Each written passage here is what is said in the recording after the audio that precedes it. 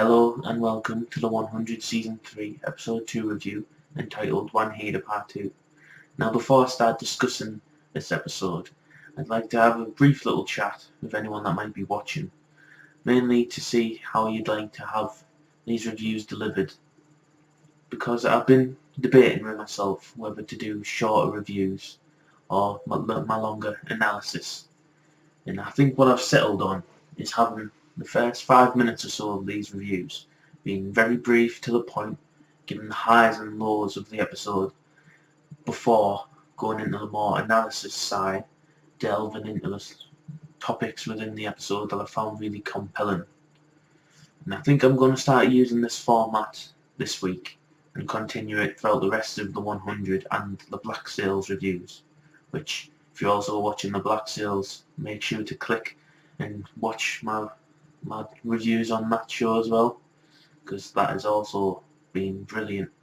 So to kick off my quick review, I'll just quickly say that I enjoyed this episode a lot more than last week, because last week I thought that the pacing and the storytelling at times was quite sluggish, while this week it was in typical 100 fashion, that it delivered twist after twist and gave us some very well needed insight and perceptions from different and new characters. The highlight of this episode was the way that it managed to induce good drama into the story, rather than focusing on some very poor writing and drama that was in the last episode. And by good drama, I mean introducing things that are good for the characters and that we want, while also having that little twist that is just going to create conflict by having this. And the first thing that comes to mind with that is the farm station being found, and then they also reveal that these farm station natives are quite extreme in the views of the grounders, and in particular Pike, who's a brand new character for this season, and he's already becoming a very compelling character to watch. And another thing that this episode delivered on, which I wasn't quite expecting, but this just goes again to credit the fast pace of the 100, was the reveal of what the City of Light is, which I sort of got right last week, because it did turn out to be a matrixy sort of place, but we still do not know the how and the why of it, which I do think is going to be revealed a long time down the line. Something maybe towards the end of the season to shake it up before the finale. And if you're interested in where I think the City of Light is going and the story of Ali, just hang around till the end of this review. And if you're interested on my theory of what Ali's plan is with the City of Light, then if you hang around towards the end of this review and get into my theory talking,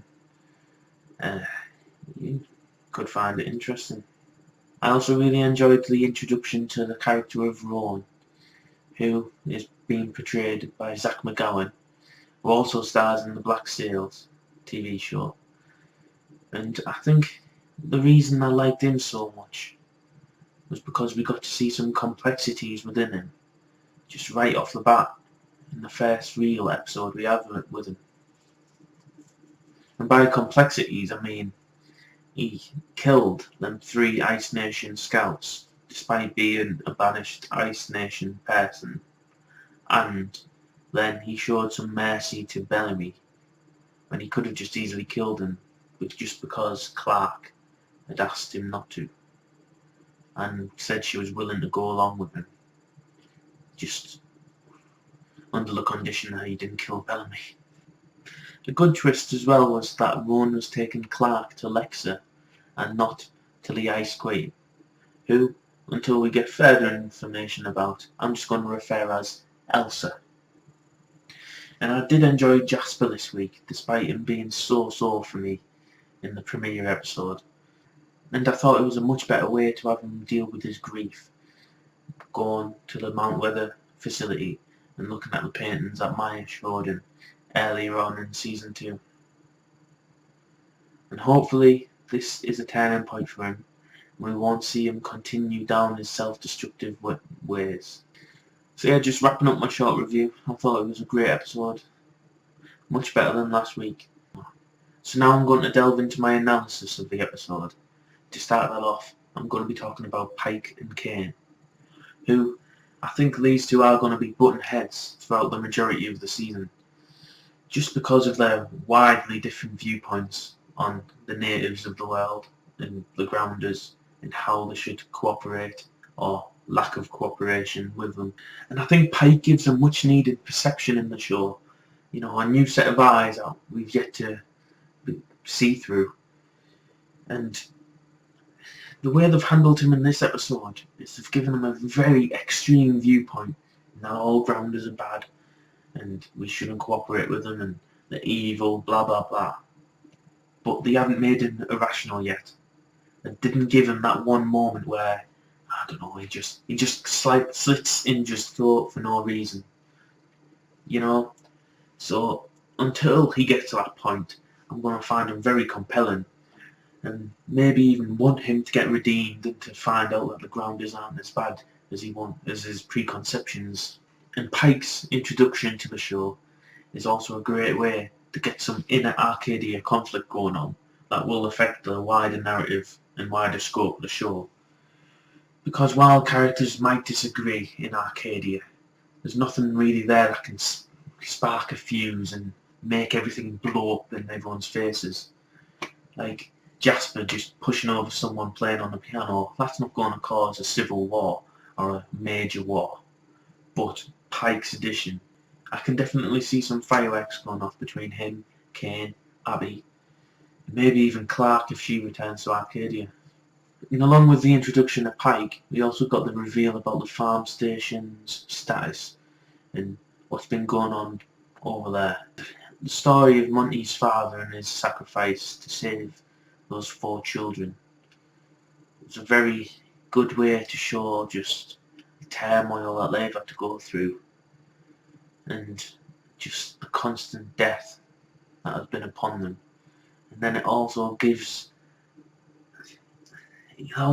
such an understandable reason for Pike and his viewpoints that it's really hard to hate him for it, at least at the moment.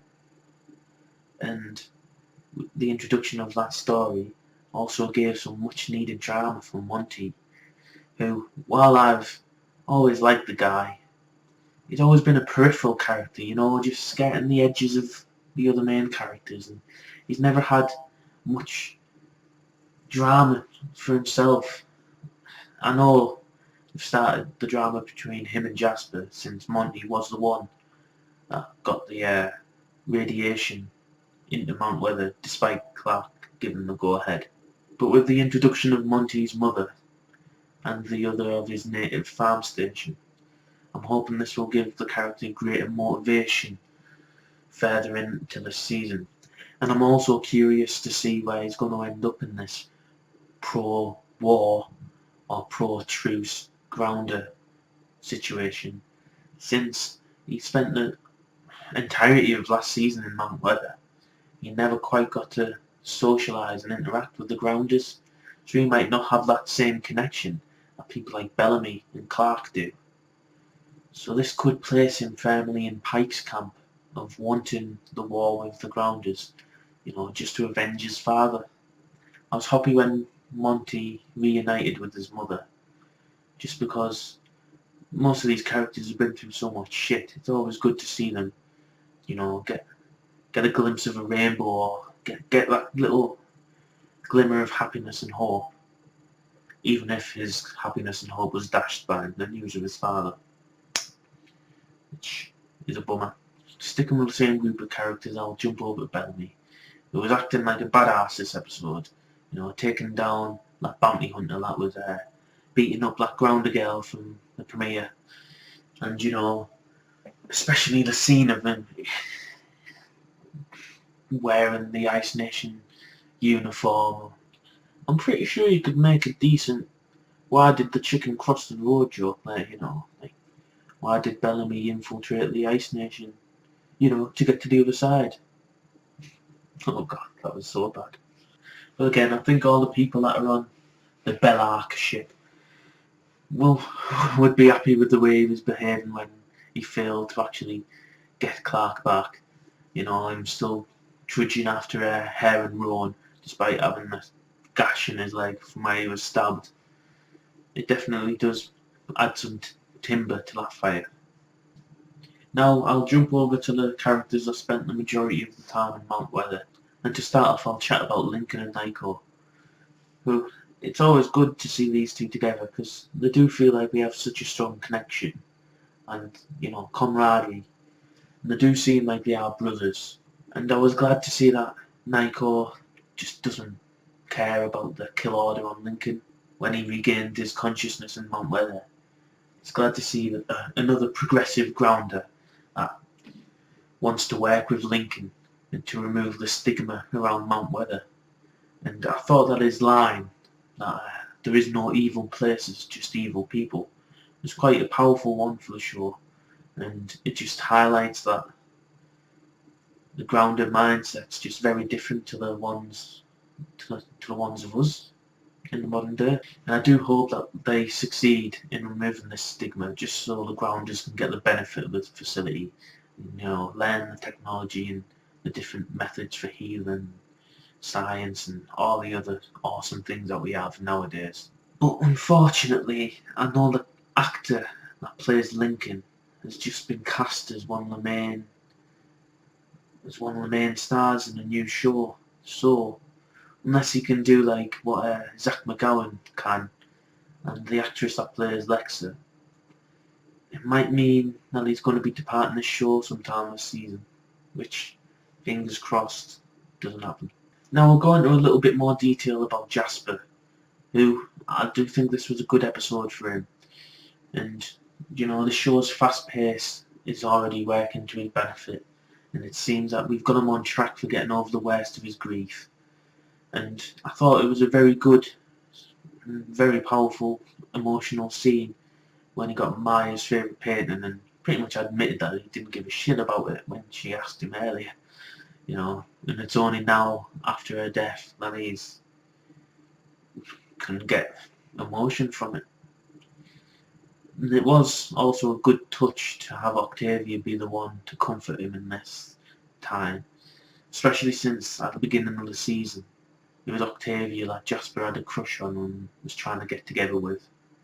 And it just highlights how far they have both grown since the show started. And finally with Abby, I think with the way her character development and her story progression is going, I do think that eventually in this season she's going to have to make the choice as to whether she wants to be the Chancellor or the Doctor, and that she just doesn't have the time and the capabilities to be both.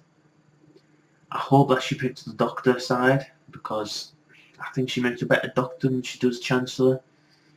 You know, she doesn't seem like she's willing to make the hard choice unless it's with people's approval, which isn't always best for being the leader, but I do think it is a good thing to want the opinions of others, especially the opinions that you care about. I do think she made the right choice in allowing the colonisation of Mount Weather to begin, even if this will raise the tensions between Arcadia and the Grounders, and with the addition of Pike, Abby might have just gave him the barrel of gunpowder he needed and just waiting for him to light it. So now I've finished talking about the characters that spent their time in Mount Weather this week. I'm just going to discuss briefly Murphy and Jaha. So I don't really have much to say about Murphy, and with him going along with Amori, you know, they do have good chemistry together, and they do come across as very cute and whatever, but if I was him, I wouldn't exactly trust her, especially with how their last meeting went. Especially with the way that they both just ran off on the boat at the end of this episode. I'm hoping that they'll find a way back to the main story, and I don't just want them to go on this pointless side story, you know. I do like to see more of the setting, but mainly because I'm just a Murphy fanboy. I want him to get back into the main story and, you know, get the interactions with Bellamy and Clark and all the others, now that I think that he's grown as a person. So we'll see what happens with their storyline. I hope there's a point to it, and I don't want to see Murphy just spending another season just going nowhere. So, Jaha. So we got to see what the City of Light is, which is this utopian, Matrix-like city. Which also, for me, it reminds me also a bit of Limbo out of Inception. You know, when Leonardo DiCaprio and Marion Cotillard sort of build this big utopian city, and it's so majestic and outless world and dreamlike. And we also got to see that holy shit batshit crazy reveal that after your body is dead, as long as you've given yourself up to the City of Light, your consciousness will remain and you will continue to live inside this matrix. And also Jaha is now successfully recruiting people into drinking his Kool-Aid and just becoming creepy cultists. And last but not least, I'll talk about Rowan and Clark, but mainly Rowan. And that's because we got to see a lot to his character in just this short 40-minute episode. And we got to get the reveal that he was a banished Ice Prince, and that his mother is the person leading the Ice Nation. We also got that twist that I spoke about earlier, that he gave Clark to Lexa and not to his mother, so that he could be able to re-enter grounded society and get his exile lifted. It also made me wonder whether he was just trying to get his exile lifted from Lexa so that he could reunite with his mother just as the Civil War is starting. And some of the different sides that we got to see of him, like him killing the 3 Ice Nation scouts that we later find were his own people, and you know, his ability to give mercy to Bellamy despite just being able to kill him right there and then, just because Clark asked him not to and was willing to cooperate with him if he let him live. It was cool to see what he thought of Clark, and you know, the disapproval he had that Wanheda, the conqueror of death, was just a coward that ran away from her duties. And something you might not have thought about. It's quite funny to see Clark in a similar situation than what she was in at the beginning of season 2. Because if you remember, in season 2 she was at the mercy of Anya, who was going to take her to Lexa, you know, to clear her name because Clark killed 300 of their men. While she managed to gain the upper hand against Anya, it was a good way to show how Rowan is a much more physical and stronger character, mentally also, than Anya. Was that Clark was never able to overcome him and, you know, gain the upper hand in him despite stabbing him and attempting to drown him and several other things she did. And finally, before I give my predictions and wrap this review, I'll just talk about Lexa, who needs Clark's help. Yeah, for all you Clexa fans. And what she did with Rome, which is a very good political move if you really think about it. Because, I mean, she's currently going to go to war with his mother.